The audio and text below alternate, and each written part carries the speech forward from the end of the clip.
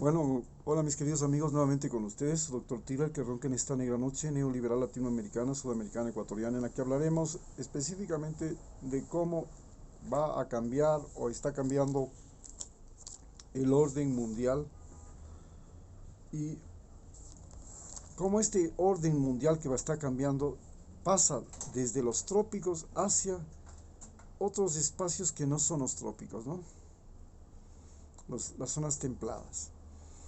El orden mundial que estamos viviendo desde 1492 hasta ahora fue un orden normal, mundial en el que los países de las áreas de las zonas templadas pasaron a imponer un orden luego de que anteriores a ellos prácticamente los seres humanos de las zonas frías, de las zonas glaciares, fueron los que lograron imponer el orden. Recordemos que los romanos, que eran de las zonas templadas, fueron derrotados por godos, visigodos, más tarde por los suecos, los normandos, eh, que eran habitantes de clima frío. Pero actualmente la sociedad humana está evolucionando y el cambio climático hace que la biodiversidad y los bruscos cambios climáticos que están sucediendo en las zonas templadas hagan que la vida en la zona tropical de América y del mundo sea considerada ahora lo más valioso del planeta. Y en base a eso, el nuevo orden mundial aparentemente va a provenir de las zonas templadas, de las zonas tropicales del planeta. Para entender cómo se desarrolla o cómo se está alterando este orden mundial, recordemos que hubieron tres elementos fundamentales en el orden mundial vigente que actuaron de manera determinante para colocarnos a nosotros como un país subdesarrollado, a Estados Unidos como el país más desarrollado del mundo y a los países de la zona templada del mundo como los países que podríamos llamar en vías del desarrollo, mientras que los países al sur o en las zonas tropicales del mundo están en las denominadas vías del subdesarrollo. En las vías del desarrollo, lo más importante es que la población aprende a consumir más. Y en cambio, en las vías del subdesarrollo, la población está aprendiendo y es obligada a consumir menos que la población de las zonas de los países desarrollados. Y obligar a la población de los países tropicales de África, de América Latina, de los continentes postergados, ha generado olas migratorias que ahora están invadiendo Europa por el Mediterráneo y Estados Unidos por el Río Grande. ¿Por qué? ¿Por qué se produce esta denominada guerra migratoria que es la que estamos viviendo en este momento? Esta guerra migratoria pues se debe a que hay un cambio en la población humana, pero no solamente en la población humana, sino que la misma población humana ahora tiene 100 veces más necesidades que la población del siglo XX y 1000 veces más necesidades que la población del siglo XIX. Entonces, esta pandemia que nos ha dejado un montón de muertos y un montón de enfermos, pero a diferencia de las pandemias anteriores, se puede decir hasta el nombre, la edad, el lugar, la fecha, el día y la hora en el que murió y en el que se enfermó. Y todos los seres humanos del planeta pueden enterarse de lo que está pasando en otro lado. Es la primera pandemia transmitida en tiempo real. Ha creado otro, nos ha dejado un nuevo cambio. Recordemos que los seres humanos, la población humana, nos ha dejado un legado genético, nos ha dejado un legado cultural, nos ha dejado un legado de escrituras, religiones, eh, conocimientos, sonidos, sabores, etcétera, etcétera, que finalmente se han convertido en un dominio del ser humano del tiempo. Hemos aprendido a dominar el tiempo. ¿Y cómo sabemos que estamos dominando el tiempo? porque nuestra propia existencia ya no es de 35 años como eran las generaciones anteriores. Ahora la perspectiva de vida al nacer, por ejemplo en el caso de Ecuador, sobrepasa los 70 años. Y en el caso de los países más desarrollados, sobrepasa o se acerca a los 80 y algunos como Japón a 90. Estamos en este dominio del tiempo, y en este dominio del tiempo todo empezó con las religiones, luego pasó a la política, hoy ha pasado a la ciencia y tecnología, y estamos manejando una nueva forma de ver el mundo. Esta nueva forma de ver el mundo ya no es a través de los ritos religiosos, ya no es solamente a través de la educación, ya no es a través de la investigación y la exploración, sino que además es a través de la información. Y la información se ha convertido en la nueva forma de aprendizaje. Y esta información nos llega fundamentalmente por los medios de comunicación, especialmente por la Internet. Este es el primer gran cambio en lo que se refiere a la población humana, que recordemos ya está por más de los 6.000 millones de habitantes, los 7.000 millones de habitantes.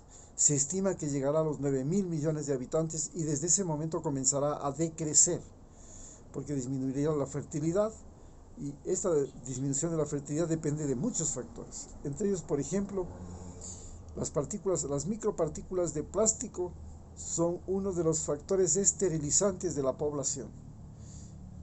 Producen una menor cantidad de espermatozoides, y esta menor cantidad de espermatozoides hace que la capacidad fértil, especialmente del sexo masculino, vaya disminuyendo, especialmente en ciertos países donde además el uso de los anticonceptivos, la liberación de las mujeres, la educación ha cambiado la fertilidad.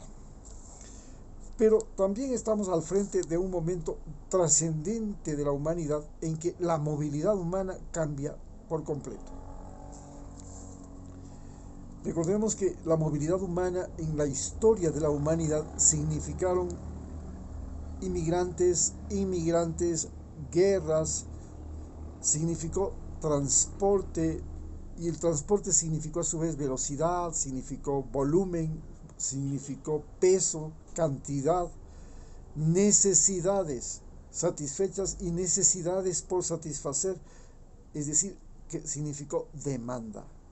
Y esta evolución del transporte además significó que las cosas tenían un valor, mientras que el conocimiento le dio a las cosas y a todo lo que existe un significado religioso, significado político, significado social, significado cultural. El transporte es el que le ha dado a las cosas un valor, y este valor puede ser un valor de indispensable o no indispensable, porque el valor es diferente del precio. El valor es aquello que depende fundamentalmente de la necesidad humana, y en base a eso recordemos que la ocupación del espacio físico fue lo que le permitió a muchos imperios gobernar. Por ejemplo, el Imperio Romano llegó a tener una gran ocupación del espacio físico por la construcción de caminos. El Imperio Mongol llegó a tener el más grande imperio del planeta gracias a la caballería, a la movilización a caballo.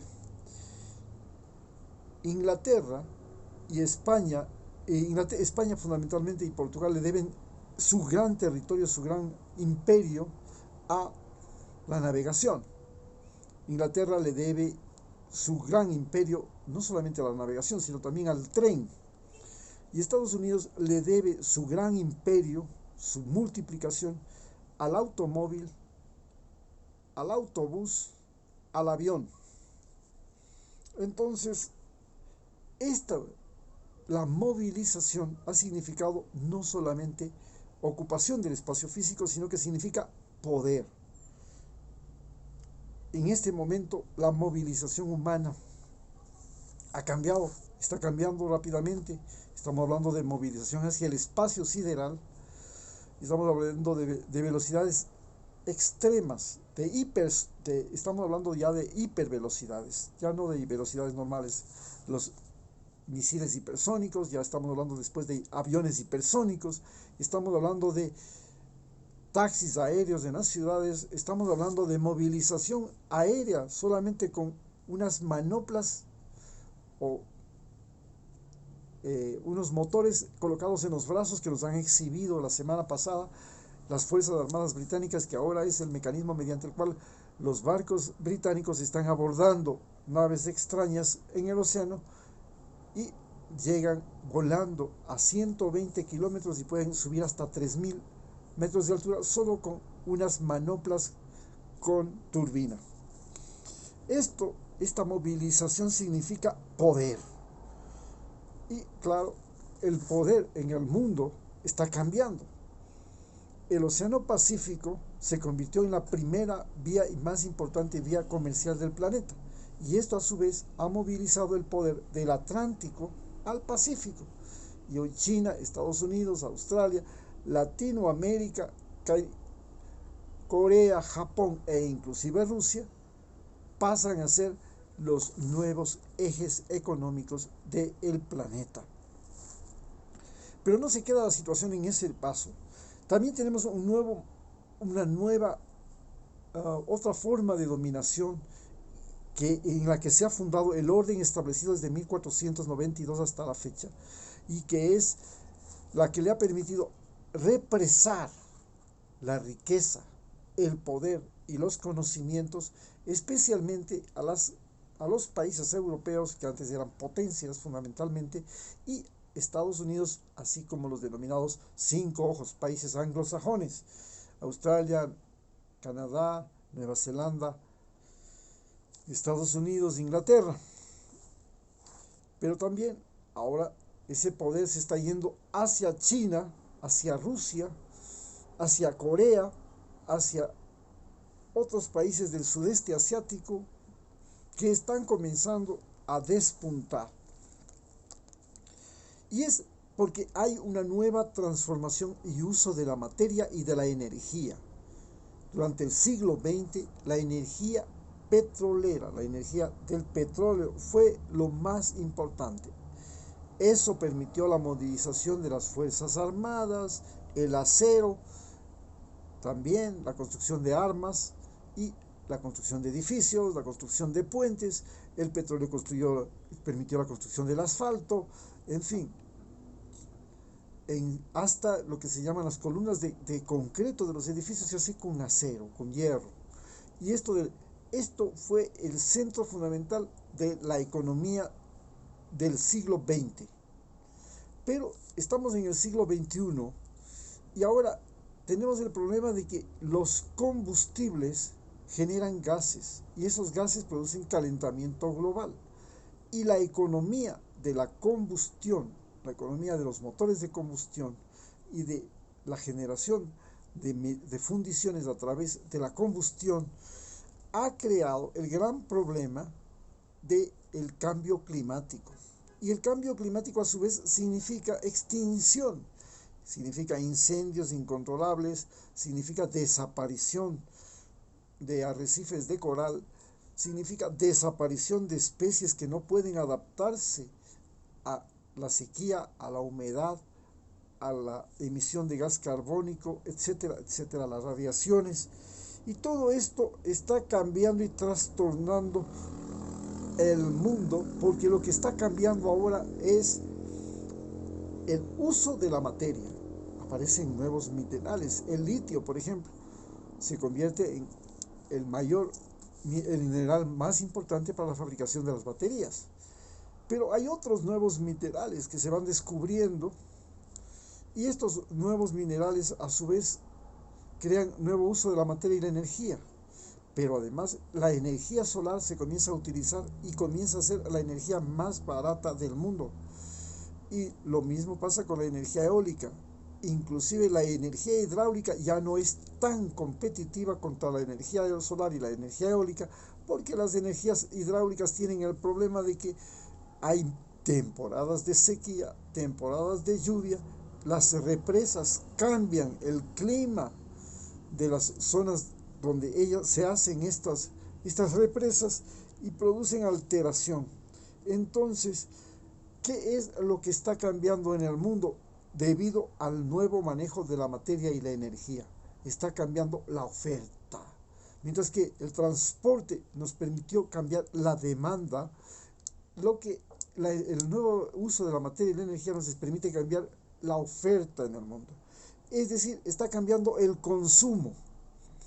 Y al cambiar el consumo, está cambiando inclusive la moda, las culturas, la conducta social, porque al cambiar el consumo, cambia la conducta social.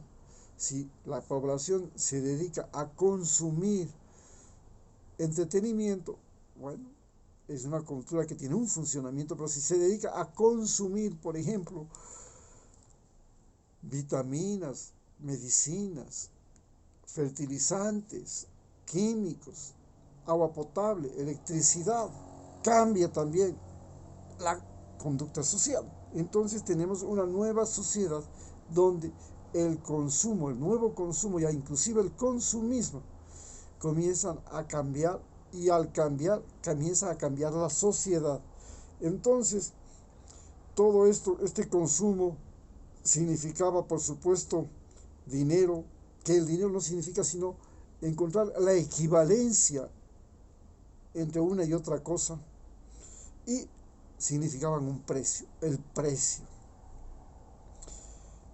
Quedamos así entonces que el gran problema que se produce en este momento es que las materias primas que producimos los países pobres y que tienen un precio y han tenido un precio muy malo desde 1492, igual que el trabajo de los seres humanos en el continente americano, que comenzó con la esclavitud, donde no te pagaban nada, luego pasó al servilizo, donde no te pagaban nada.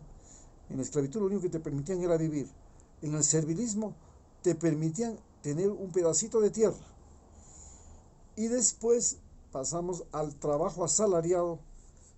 Los salarios en América Latina son el principal problema de la migración. Mientras los salarios sean malos, estamos condenados a ir a buscar las fronteras, cruzar los océanos, invadir los países, porque lo que nos pagan no nos alcanza para pagar la luz, el agua, la educación, las medicinas, el doctor, el profesor, el transporte, la ropa, todo lo que cada día crece, el celular, la internet. ¡Ay, Dios mío!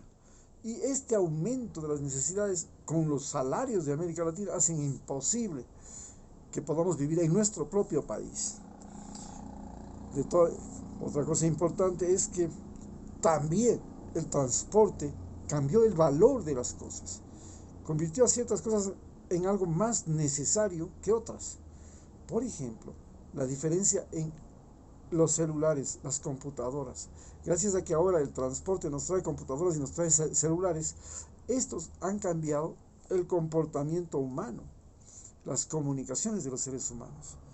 Y, por supuesto, insistimos que el mal precio de los productos, de las materias primas, que por supuesto se están agotando y que por supuesto ahora ya ni siquiera son extraídas por los seres humanos, sino son extraídas por máquinas. Pero mientras al ser humano le puedes explotar, a la máquina no le puedes explotar. A la máquina no le puedes pedir que trabaje una hora extra si esa máquina no recibe energía, mantenimiento, etcétera, etcétera. La máquina es muy rígida. Funciona por tanto número de horas y después de eso se funde, se daña, se acaba. Punto. Al ser humano le puedes engañar, le puedes mentir, le puedes hacer trabajar horas extras, le puedes intimidar, le puedes amenazar con una pistola, le puedes secuestrar a su mujer, a sus hijos, como se hacía en la Amazonía cuando había la gran época del caucho, en que se secuestraba a los niños y a las mujeres para obligar a los indios a trabajar gratis y traer caucho. Eso se puede hacer solo con seres humanos, ya no lo puedes hacer con máquinas. Y entonces el precio y la obtención de las materias primas, como ahora dependen más de las máquinas, es necesariamente algo que se va a incrementar. y que va a significar que va a haber un cambio radical en las relaciones entre los países desarrollados con los subdesarrollados. Pero además, esto nos lleva a la situación de Ecuador, a la situación de América Latina. La pandemia ha creado un excedente de fuerza de trabajo que es humana. Y este excedente de fuerza de trabajo humana, que además está capacitada, sabe manejar instrumentos, sabe leer y escribir, ha sido protegida por el Estado, ha recibido vacunas, es relativamente sana, es más sana que la población de los países desarrollados, porque en los países desarrollados la longevidad, el sedentarismo, la alimentación les ha predispuesto a hipertensión, a enfermedades crónicas, a diabetes. Esta población, que es más sana, inclusive más fértil, quiere invadir los países desarrollados, especialmente Estados Unidos y Europa. Y esta invasión, que es muy beneficiosa para la renovación genética, porque hay un deterioro genético en los países desarrollados, hace que estemos en medio de la denominada guerra migratoria. Y Ecuador es uno de los focos de emigrantes más importantes de Sudamérica. No desde ahora, estamos hablando de 20 años. En 20 años hemos sido el más importante foco migratorio de Sudamérica en la costa del Pacífico, junto con Colombia, luego ha venido Perú, finalmente más lejano ha sido Bolivia. Chile casi no ha tenido una gran emigración, pero Ecuador en 1999 tuvo un tremendo fenómeno migratorio que convirtió a las remesas, al tráfico humano y al narcotráfico en la principal fuente de divisas de nuestro país.